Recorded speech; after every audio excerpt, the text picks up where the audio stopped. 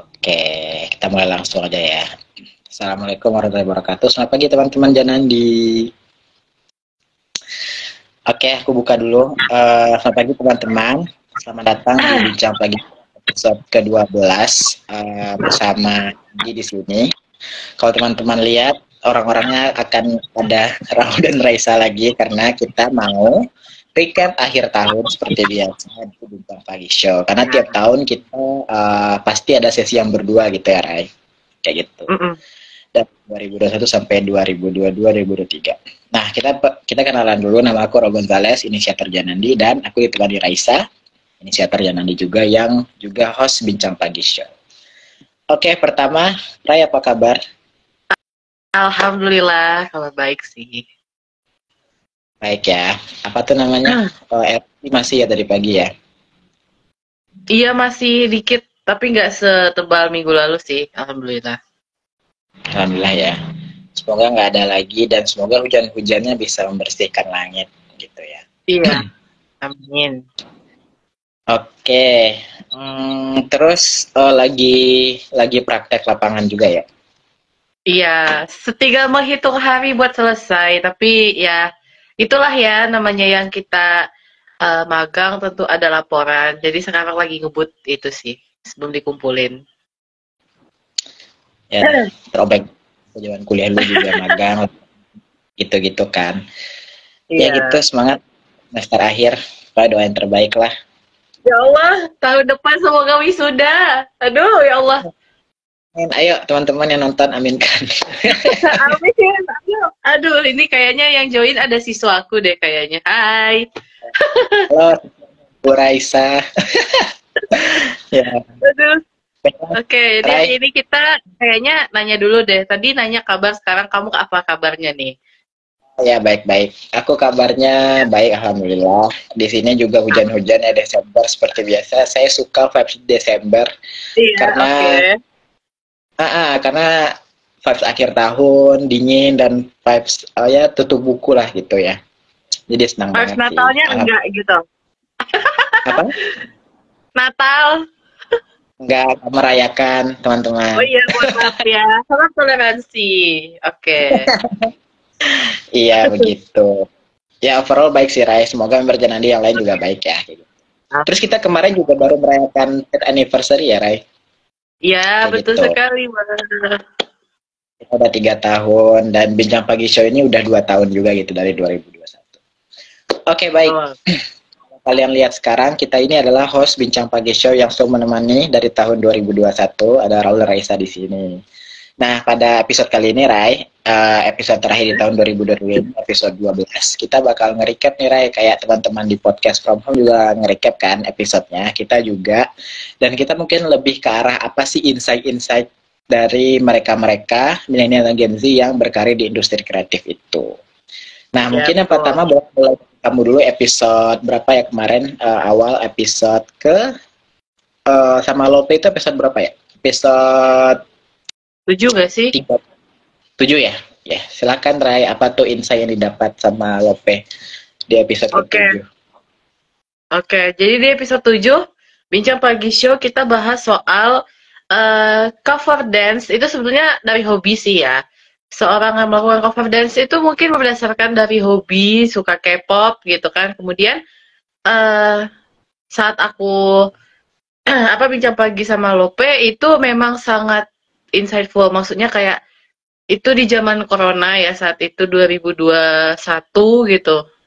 Mereka di sanggar tarinya bisa sampai ikut dance competition di Changwon dan itu dapat juara 4.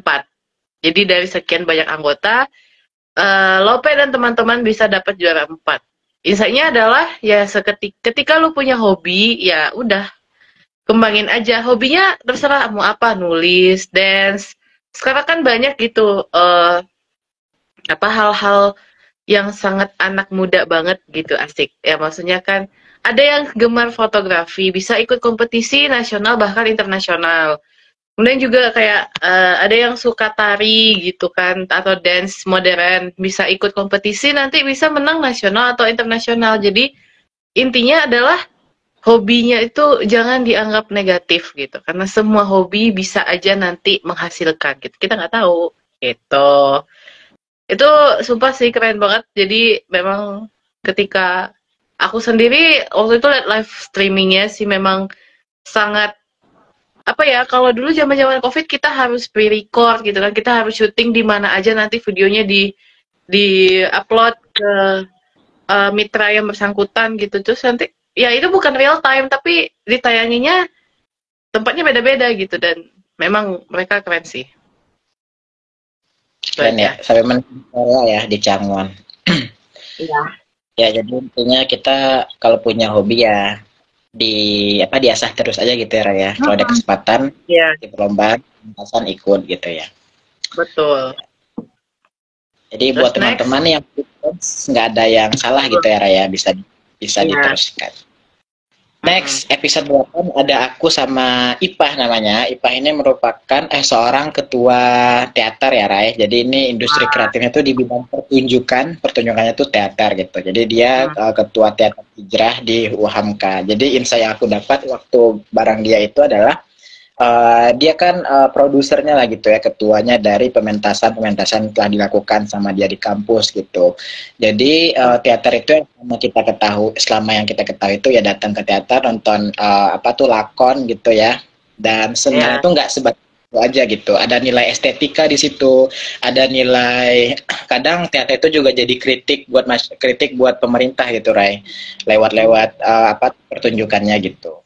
Terus dalam satu set pertunjukan tuh ada banyak skill yang bisa dipilih gitu, atau bisa teman-teman coba gitu. Misalkan skill make up artis, skill acting, terus mungkin ada sela-selanya bernyanyi juga kayak gitu. Jadi teman-teman yang mau berkarya gitu ya di bidang teater itu juga bisa mengasah berbagai skill yang lain selain acting juga gitu. Jadi ada full package gitulah, Ray. Kayak begitu. Terus Ipahnya juga yang kemarin itu, kalau yang si Lope kan dia ke Changwon ya. Kalau yang si Ipah ini dia mengadakan gelaran sendiri itu namanya Elliot kayak gitu.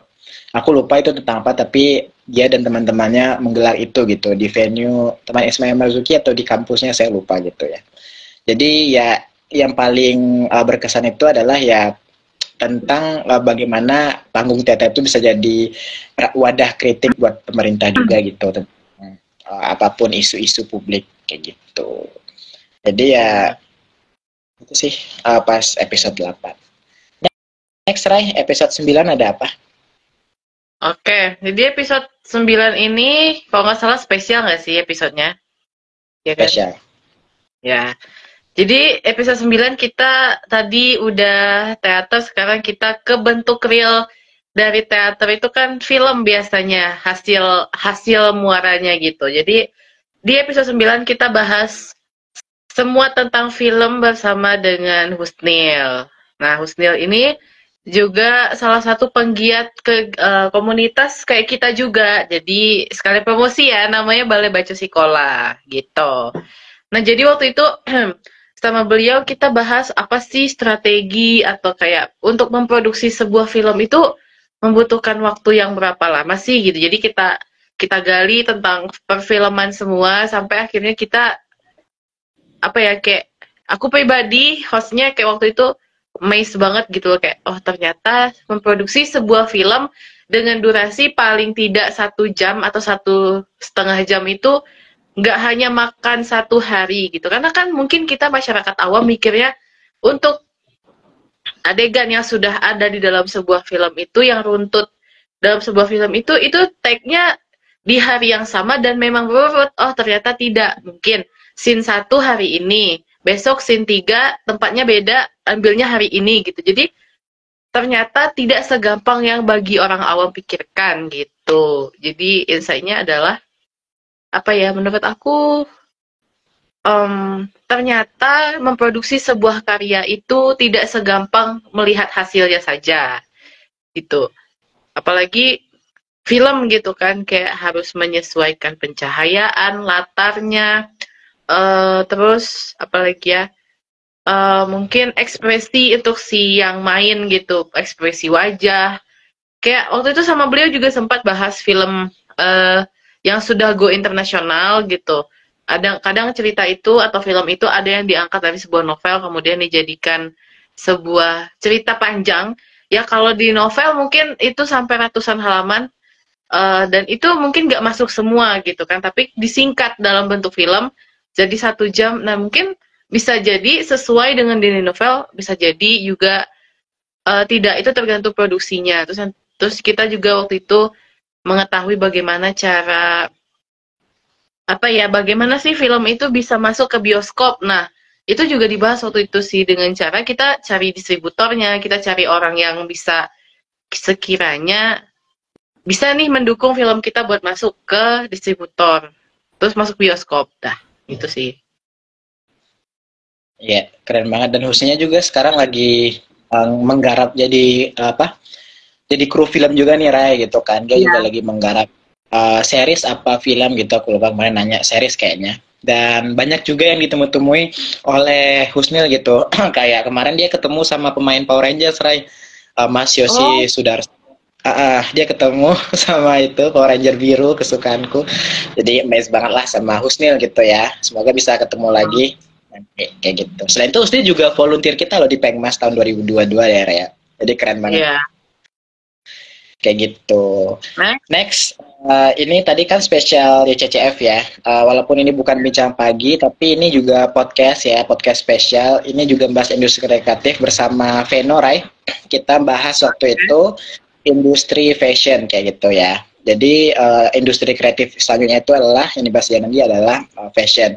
Jadi yang dibahas sama Veno itu kan memang ownernya gitu ya. Memang ini merupakan satu kesatuan bisnis keluarga di daerah pasar Awa Bukit Tinggi itu.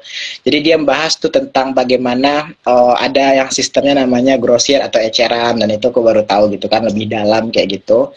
Dan gimana caranya memproduksi sebuah produk pakaian itu dari penjahitnya sampai dengan nanti bisa dijual gitu di tokonya Veno kayak gitu. Jadi banyak gitu. Kalau Veno itu nama tokonya adalah toko Arumi kayak gitu ya. Jadi walaupun dia masih Gen Z gitu ya, kayak kita Gen Z, tapi dia sudah bisa gitu mengelola bisnis itu dengan baik kayak gitu. Kayak gitu. Jadi memang dari dari selepas SMA dia memang fokus untuk membangun karirnya di situ gitu. Dan itu sangat keren kayak gitu ya. Kita juga belajar bagaimananya tentang manajemen bisnis yang kayak gitulah. Teman-teman bisa nonton kayak gitu ya. Nah, episode 10 juga aku kemarin sama admin dari fanbase media gitu ya. Namanya itu Lita. Dia membahas kami membahas tentang bagaimana Gen Z memulai berkarya tuh di bidang media fanbase K-pop gitu, Ray. Kebetulan dia fanbase yang pegang adalah fanbase dari Hype Label gitu. Jadi bahas kayak skill-skill apa sih yang bisa dipakai ketika kita mengolah sebuah fanbase kayak gitu, kayak skill Photoshop, editing, campaign gitu kan. Terus juga skill gimana cari berita-berita yang baik, bukan berita yang tubir gitu ya. Kita sebagai fans K-pop juga kalau ngeliat idol kita gitu ya, Ray, berita-beritanya yang enak kan kita nggak suka gitu ya. Gitu bahas-bahas keren. Mereka juga baru mulai merintis sama kayak Janandi kayak gitu. Insight aku dapatkan ya mulai aja dulu gitu kan. Bahkan mereka di tahun pertama mereka udah mencapai 1.000-2.000 followers kayak gitu. Jadi keren banget kayak gitu. Oke, terakhir episode 11 ada apa nih?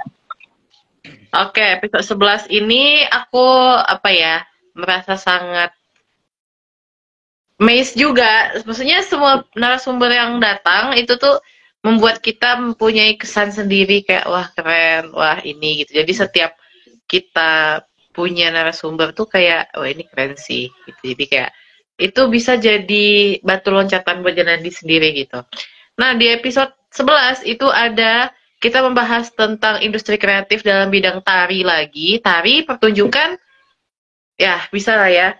Jadi kita membahas tentang balet. Sama, dibilang kakak bukan, tante lah ya. Tapi aku disuruh panggil kakak. Jadi aku bahas balet sama Kak Anindya Krishna. Beliau adalah founder sama artis director dari Ballet Academy Indonesia. Jadi Balet Akademi Indonesia itu teman-teman adalah sebuah sanggar balet, sanggar buat latihan balet, untuk belajar balet yang didirikan sama kakakku. Beliau karena dulu pernah apa ya, belajar di luar negeri seputar balet ini, jadi beliau punya rasa ini kayaknya gue untuk di Indonesia harus gue dirikan juga gitu. Jadi sama awalnya mungkin kita semua sama gitu ya, kayak Janandi di awal kita punya visi misi buat bermanfaat buat orang. Jadi kita dirikanlah sebuah media kreatif ini, cuman mungkin namanya kan masih berkembang, jadi masih sedikit-sedikit kita cari. Makanya dengan adanya Bincang Pagi Show ini kita cari narasumber yang bisa memberikan insight secara nggak langsung melalui wawancara kita. Terus kayak mereka juga sharing pengalaman gitu sih. Dan bagi aku waktu sama Kak Nin itu sangat apa ya, aku sangat terkesima, kayak beliau itu sangat berdedikasi untuk mendirikan sekolah balet di Indonesia, dan itu udah kesampaian gitu. Jadi sangat ya insightful banget. Insight yang aku dapat adalah apapun yang kita mau itu tuh coba aja dulu gitu. Jadi sebetulnya dari Bincang Pagi di awal sampai episode 11 ini saya sangat banyak, dan rata-rata memang kalau buat aku pribadi ini relate dengan Janandi yang sedang merintis gitu. Jadi kita apa ya, intinya jangan bilang nggak bisa dulu gitu, intinya jangan menyerah, intinya coba, udah itu aja. Apalagi semacam kayak tadi Lope yang sampai ke Changwon ikut kompetisi itu kan hanya dimulai mungkin dari hobi, terus keterusan ikut sanggar, join sanggar. Jadi kalau misalkan tampil itu tuh jadi pede gitu kan. Aku juga kalau untuk bahas tarian itu tuh aku udah ikut beberapa festival sih di kampus ya. Dan itu memang modalnya cuma modal nekat, modal pede doang gitu. Jadi ini kayaknya gue bisa deh, ya udah gitu. Meskipun tidak juara nggak apa-apa. Jadi makanya saat sama Kak Nin waktu itu, Kak Nin bilang apapun yang mau dicapai itu udah percaya diri aja dulu, apalagi kita seni pertunjukan gitu kan. Jadi ya udah harus percaya diri. Gitu sih. Apalagi yang bidang-bidang tampil gitu ya Raya. Ya harus pede dulu gitu ya. Ya sih yang waktu Kanin juga keren banget gitu ya. Beliau juga merintis kan Balet Akademinya, dan akhirnya bisa membuat jadi sebuah sekolah kayak gitu kan. Dan buat teman-teman yang ingin daftar balet bisa ke kakaknya Raisa kayak gitu. Nah, kan ini di penghujung tahun 2023 gitu ya. Boleh tahu sih Rai apa harapan Raisa buat Bincang Pagi Show tahun depan kayak gitu. Oke, ya karena kita host langganan ya Wak ya, host langganan Bincang Pagi Show gitu. Host tetap Bincang Pagi Show. Ya, host tetap. Apa harapannya buat Bincang Pagi Show, semoga kita bisa mengundang narasumber yang lebih, bukan lebih ya. Sebenarnya kalau dibilang narasumber pasti mereka punya skill sendiri, mereka punya sesuatu yang akan mereka sampaikan ke kita gitu. Tapi semoga di Bincang Pagi Show mulai tahun depan lebih banyak narasumber yang inspiratif ya, yang bisa menginspirasi Janandi. Kayak ya minimal kita punya 50, bukan 50 sih, 5.000 followers mungkin gitu, amin. Terus yang nonton juga banyak gitu kan, maksudnya mungkin secara kasat mata, secara biasa aja mungkin orang belum terlalu mengenal Janandi itu apa sih sebenarnya, cuman anak muda yang isinya mengisi kegabutan aja lah mungkin gitu. Tapi nanti di awal 2024 kita akan kembali reintroduce Janandi lagi supaya teman-teman tuh nggak bingung juga. Terus apa lagi ya? Semoga Bincang Pagi Show banyak yang kenal ya narasumbernya, kenal, gitu ya. Yang nonton banyak gitu. Jadi ini bukan hanya cuap-cuap ngomong kayak tidak ada isinya gitu loh teman-teman. Ini tuh apa ya? Ini kan apa ya? Sebuah media gitu, kita memanfaatkan Instagram Kita memanfaatkan Instagram untuk ya followers aku banyak, followers Raul juga banyak, jadi itu akan menyatu dan nanti ayo follow Janandi guys, gitu. Udah sih. Kalau aku Oke. harapannya 2024 semoga Bincang Pagi Show ini ya bisa benar ditonton lagi oleh orang, terus bisa mendatangkan lebih banyak lagi narasumber-narasumber yang memang sedang memulai atau sudah expert gitu di bidang industri kreatif yang mereka pegang. Jadi kalau aku mengibaratkan Rai, setahun ke belakang kita udah menjalankan silabus Bincang Pagi Show dengan sangat baik gitu kan. Ya, Dari mulai materi balet, materi teater, materi tari itu semuanya ada. Teman-teman bisa cek di YouTube kita juga, itu udah diedit, udah bagus, tinggal nonton bersihnya gitu ya. Bisa ditonton. Terus semoga ya selain itu kita nih juga menjadikan Bincang Pagi Show ini sebagai media belajar Janandi juga gitu. Selain industri kreatif yang kita kenal, kita juga bisa pelajari nilai-nilai kehidupan nih dari narasumber kayak pantang menyerah, coba aja dulu, pede gitu. Dan itu sih yang Janandi terapkan juga gitu ya. Kita berenam, berempat juga sedang merintis dan nggak mau berhenti gitu. Kita tidak akan berhenti. Kalau kita lelah, kita akan istirahat. Itulah intinya. Jadi walaupun penonton kita sekarang cuma 1-2, tapi nggak apa-apa ya Raya, kita terus berjalan itu, semoga di tahun depan yang nonton tuh bisa 10 orang, atau bisa 20 orang, atau bisa 100 orang, amin, kayak gitu. Ya mungkin semoga terakhir, orang-orang tuh lebih ke konten yang udah jadi gitu, bukan lifetime kayak gini. Kayaknya gini, karena banyak reels yang kita upload, banyak TikTok yang kita up, itu viewersnya lumayan gitu loh, kayak sampai ratusan tuh, wah gitu sih. Kayaknya nih teman-teman tuh gitu kebanyakan, karena aku pribadi juga gitu, kadang ada semisal contoh sederhana, aku seorang K-popers, ketika idolku live misalnya, aku nggak nonton sampai habis, cuman di awal lihat mukanya, screenshot, udah gitu. Jadi nanti memang tayangan ulangnya yang bakal rame gitu loh, atau berupa konten. tayangan ulangnya YouTube kita gitu ya, sudah diedit dan dirapikan. Gitu. Ya semoga jadi salah satu wadah gitu buat teman-teman mencari insight gitu ya di Bincang Pagi Show tahun depan. Nantikan, jadi episode tahun depan yang pertama akan mengudara episode 13 gitu ya, di bulan Februari. Ya, terima kasih banyak buat dukungan dan supportnya buat Janandi dan juga buat Bincang Pagi Show. Semoga teman-teman bisa terus berjalan apapun itu, mau industri kreatif, mau industri profesional, apapun itu. Ya semoga penonton kita bisa rame ya, kayak gitu. Amin. Ini proker terakhir juga di tahun 2023. Apa nih harapannya buat tahun 2024? Harapannya semoga segala proker kita yang sudah disusun tapi belum difikskan, ya udah ya, pokoknya udah disusun, itu bisa kembali berjalan kayak tahun ini, yang mana proker kita kebanyakan itu memang kita rombak lagi buat tahun 2023 karena kita ada internal problem, jadi mungkin kita sebut di sini, tapi kita bisa dengan siapa aja sih yang mau gitu, udah kita sekarang konsepnya gitu aja, yang mau udah ayo kita ajak gitu, siapapun mungkin dari luar teman-teman yang mau join ya bersama Janandi boleh gitu. Jadi ayo Mas Janandi. Ayo masuk Janandi. Aduh. Tidak seribet itu sih. Seru kok, seru banget.